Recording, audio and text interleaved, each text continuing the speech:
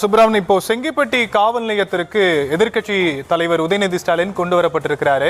அங்க அவர்கிட்ட விசாரணை மேற்கொள்ளணும் அப்படின்னு காவல்துறை முடிவு பண்ணியிருக்கிறாங்க. ஆனா காவல் வாகனத்திலிருந்து நான் இறங்க மறுப்பு தெரிவித்து சம்பந்தப்பட்ட காவல் நிலையத்திற்கு கொண்டு போய் தான் விசாரணை மேற்கொள்ளணும் அப்படின்னு உதயநிதி தரப்புல சொல்லப்பட்டிருக்கு. அவரும் பிடிவாதமா வேன்ல உட்கார்ந்துருக்கிறத நாம பார்த்துட்டு இருக்கிறோம்.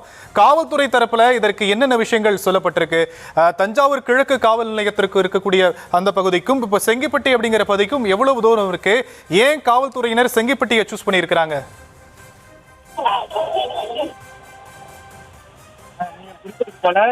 இன்னும் அதாவது இன்னும் ஒரு 10 அல்லது 15 கிலோமீட்டர் தூரத்தில் தான் அந்த தெற்கு காவல் நிலையம் என்பது இதில் குறிப்பிட்ட உதயநிதி ஸ்டாலின் அவர்கள் ஆஜராக வேண்டிய காவல் நிலையம் என்பது இருக்கிறது. ஆனால் இந்த செங்கிப்பட்டி காவல் நிலையம் என்பது தஞ்சாவூருக்கு வெளியில் அவுட்டர் என்று சொல்வார்கள், அந்த இடத்தில் அமைந்திருக்கூடிய ஒரு சூழ்நிலையால் ஈஸியாக அதாவது அவரை அழைத்து வந்து சுலபமாக இங்கு விசாரணை என்பது செய்துவிட்டு அவரை உடனடியாக சென்னை திரும்புவதற்கான ஏற்பாடுகளை நாம் செய்துவிடலாம் என்ற அடிப்படையில் தான் காவல்துறையினர் ஏற்பாடுகளை செய்திருக்கிறார்கள். ஆனால் திமுகவினர் அதாவது திமுகவினர் என்று சொல்வதை விட எதிர்க்கட்சி தலைவர் உதயநிதி ஸ்டாலின் தொடர்ச்சியாக அதற்கு மறுப்பு தெரிவித்து வருகிறார். அதாவது என் மீது தஞ்சாவூரில் நேற்று நடைபெற்ற அந்த கண்டன ஆர்ப்பாட்டத்தில் பெண்கள் குறித்து இரட்டை அர்த்தத்தில் அவதூறாக பேசியதாக 9 பிரிவின் கீழ் வழக்கு பதிவு செய்துள்ளவர்கள். அதாவது இந்த கைதுக்கு நான் முழு ஒத்துழைப்பு அளித்து காலையிலிருந்து சென்னை நீலாங்கரிலிருந்து உங்களோடு பயணித்து வருகிறேன்.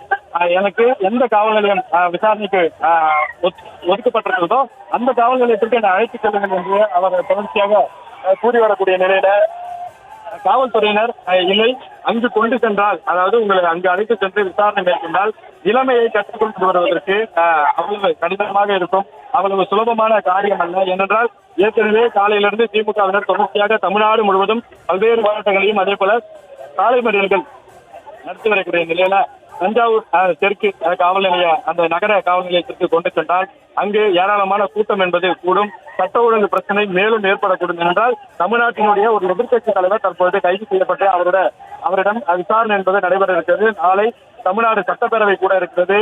தமிழக வெற்றி கழக அரசினுடைய முதல் பட்ஜெட் என்பது நாளை தாக்கல் செய்யப்படுகிறது. இப்படி பல்வேறு விவகாரங்கள் தொடர்ச்சியாக இருக்கக்கூடிய சூழ்நிலையில ஏதேனும் அசம்பாவிதங்கள் நடைபெற்றால் அதை கட்டுக்குள் கொண்டு வருவதற்கு மிக கடினம் தான் இந்த செங்கிப்பட்டி காவல் நிலையம் என்பது தேர்ந்தெடுக்கப்பட்டிருக்கிறது.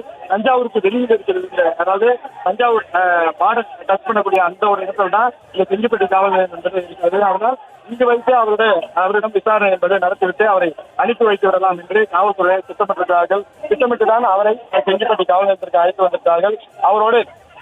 அவரிடம் கேட்கக்கூடிய கேள்விகள் அதே போல அவர் நேற்றுக்கு பேசிய பேச்சு உள்ளிட்டவை குறித்து முழு விசாரணை நடத்துவதற்காக செங்கிப்பட்டி காவல் நிலையத்தில் தயாரான இந்த ஏற்பாடுகளை காவல்துறையினர் செய்திருக்கிறார்கள்.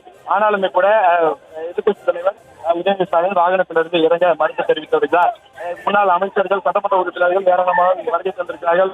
முன்னாள் அமைச்சர்கள் 3 உதயநிதி ஸ்டாலின் பேச்சுவார்த்தை நடத்திய சூழ்நிலை கூட அவர் வாகனத்திலிருந்து தொடர்ச்சியாக இறங்க மறுப்பு தெரிவித்து வருகிறார். திமுக தொண்டர்கள் நேரம் செல்ல செங்கிப்பட்டி காவல் நிலையத்திற்கு வெளியே அதிகமாக கூடியிருக்கிறார்கள். இப்பொழுது தொடர்ச்சியாக காவல்துறையினரும் எதிர்க்கட்சி தலைவர் உதயநிதி ஸ்டாலின் அவர்களோடு பேச்சுவார்த்தையை மேற்கொண்டு வருகிறார்கள்.